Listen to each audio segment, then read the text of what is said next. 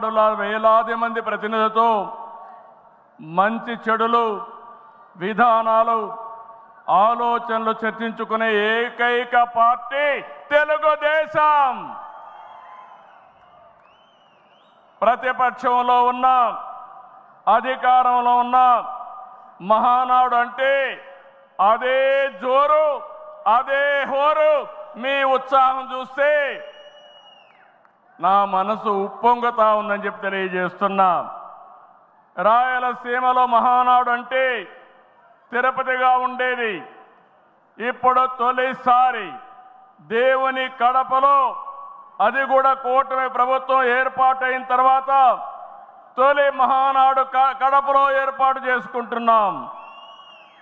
ఈరోజు కడప గడ్డపై జరుగుతున్న ఈ మహానాడు చూస్తే ఎన్నికలై ఏడాది జరుగుతున్నా మీలో ఆ కసి, ఉత్సాహం, ఉద్వేగం ఏమాత్రం తగ్గలేదు. నేను చాలా మహానాడు చూశాను. దగ్గర మనం చూస్తే 34 మహానాడులు మనం జరుపుకున్నాం. 2 మహానాడులు డిజిటల్గా జరిగాయి. అయితే ఈసారి కడపలో, దేవుని గడపలో జరిగే మహానాడు ఒక చరిత్ర సృష్టించబోతుంది. సువర్ణాక్షరాలతో ఆంధ్రదేశ రాష్ట్ర ఆర్థిక పరిస్థితి ఒక దిశ నిర్దేశిస్తుందని చెప్పి తెలియజేసుకున్నా. ఈరోజు చల్లని వాతావరణం. అన్ని మహానాడులంటే చాలా వేడివేడిగా ఉండేది, ఎండలు ఎక్కువ ఉండేటివి. ఒక ప్రశాంతమైన వాతావరణంలో, ఆహ్లాదకరమైన వాతావరణంలో ఈరోజు కడపలో మహానాడు జరుగుతూ ఉంది. ఉమ్మడి కడప జిల్లాలో 10 స్థానాలకు గాను 7 స్థానాలు గెలిచాం. మన సత్తా చాటాం. ఈసారి ఇంకొంచెం కష్టపడితే 10కి 10 మనమే స్వీప్ చేస్తాం. రాయలసీమ ప్రజలు అద్భుత చైతన్యంతో ఈసారి ఇచ్చిన తీర్పును గౌరవిస్తూ వారికి ధన్యవాదాలు తెలపడానికి కడపలో మహానాడు పెట్టాలని నిర్ణయించాం. ఈ మహానాడును మీరు చూస్తే బ్రహ్మాండంగా చేసిన నాయకులకు, కార్యకర్తలకు మనస్ఫూర్తిగా అభినందనలు, కృతజ్ఞతలు. 2024 ఎన్నికల్లో పార్టీ సాధించిన విజయం అసామాన్యం. 93% స్ట్రైక్ రేట్, 57% పైన ఓటు షేర్తో కొత్త చరిత్రను సృష్టించాం. ఇది ముమ్మాటికి కారణం పసుపు సైనికులే. ఇక్కడుండే మీ నాయకత్వమే కారణమని మీ అందరికీ విజ్ఞప్తి చేస్తున్నాం. మీరు చేసిన పోరాటాలే నేటి అధికారం, మీ త్యాగాలే నేటి ఈ స్థానం. ఇది కాకుండా సమయానుకూలం మనం ఎప్పటికప్పుడు స్ట్రాటజీ కూడా ఆలోచించినప్పుడు జనసేన, బీజేపీ పొత్తు పెట్టుకుని ఎన్డీఏ ఏర్పాటు చేసుకున్నాం. దానివల్ల కూడా ఈరోజు ఈ మహా విజయానికి దోహదం చేశాయని చెప్పి విజ్ఞప్తి చేస్తున్నాం. ఏమీ ఆశించకుండా దశాబ్దాలుగా ప్రతి గ్రామంలో జెండా మోస్తున్న కార్యకర్తల వలనే మనం ఇక్కడున్నాం. నేనే కాదు, ప్రతి ఎమ్మెల్యే, ప్రతి ఎంపీ, ప్రతి మంత్రి గుర్తించుకోవాలి. 3 రోజుల పాటు జరిగినటువంటి ఈ మహానాడులో వారిచ్చిన హామీలు సూపర్ 6, సూపర్ 7, అవి కాక 148 హామీలు ఇచ్చారు. 3 రోజుల పాటులో 3 హామీలైనా మేము నెరవేర్చాము అని చెప్పుకునే ధైర్యం లేదు, అని చెప్పుకుని ముందుకెళ్లే పరిస్థితి లేనటువంటి దౌర్భాగ్యమైన పరిస్థితుల్లో ఆర్భాటం చేసి డైవర్ట్ చేసుకునేటువంటి కార్యక్రమాలు చేశారు.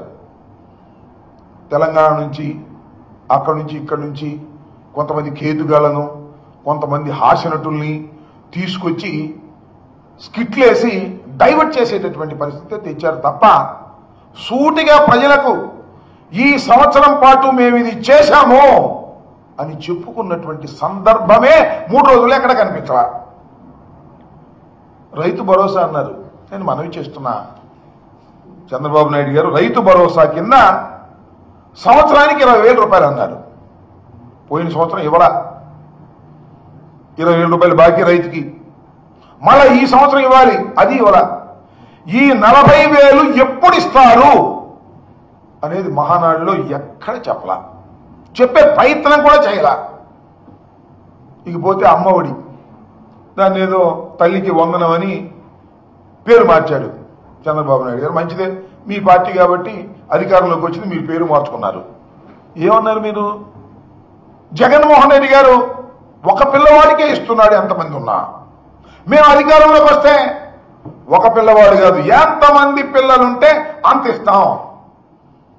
ఒక పిల్లవాడు ఉంటే 20,000, ఇద్దరుంటే 40,000, ముగ్గురుంటే 60,000, నలుగురుంటే 80,000. ఈ రకంగా పాట పాడారే. మరి గత సంవత్సరం ఏం ఇవ్వలేదే. పోనీ ఈ సంవత్సరం ఇవ్వాలి కదా, ఈ సంవత్సరం ఇచ్చే పరిస్థితి లేదే. ఒక పిల్లవాడు ఉంటే 40,000 ఇవ్వాలి 2 సంవత్సరాలు కలిపి, ఇద్దరుంటే 80,000 ఇవ్వాలి, ముగ్గురుంటే ఈ రకంగా పెంచుకుంటూ ఇవ్వాలి కదా. మరి ఇచ్చేటటువంటి ప్రయత్నం గురించి ఏదో సొల్లు కబుర్లు చెప్పారు తప్ప ఆ పద్ధతి చెప్పలా. ఇస్తాము అని హామీ ఇచ్చారు. చిత్రం ఏంటంటే గతంలో ఇచ్చిన హామీలను నెరవేరుస్తామని హామీ ఇచ్చారు మహానాడులో. ఇప్పుడు నిన్న ప్రజాస్వామ్యంలో ఇది హామీలను నెరవేరుస్తామని హామీ ఇచ్చేటటువంటి కార్యక్రమం చేసినటువంటి ఘనులు చంద్రబాబు నాయుడు గారు, తెలుగుదేశం పార్టీ అని మనవి చేస్తున్నా. ఇక నిరుద్యోగ భృతి 3,000 ఇస్తా ఉన్నారు. గత సంవత్సరం ఎంత ఇవ్వాలండి? 36,000 ఇవ్వాలి, అది పెండింగ్. ఈ సంవత్సరం మరో 36,000. ఈ రెండు ఎప్పుడు ఇస్తారో ఎక్కడ మాట్లాడినటువంటి సందర్భమే లేదు. ఇక ఆడబిడ్డ నిధి 18,000 ఇస్తా ఉన్నారు. ఏడాదిలో 18,000 ఇవ్వాలి, మరొక ఏడాదికి 18,000 ఇవ్వాలి. దీని సంగతి మాట్లాడలేదు. నేను మనవి చేస్తున్నా, పెన్షన్లు 66 లక్షల మందికి మేము పెంచి పెన్షన్లు ఇచ్చాం. మీరేం చేశారు? దాన్ని తగ్గించే కార్యక్రమం చేశారు.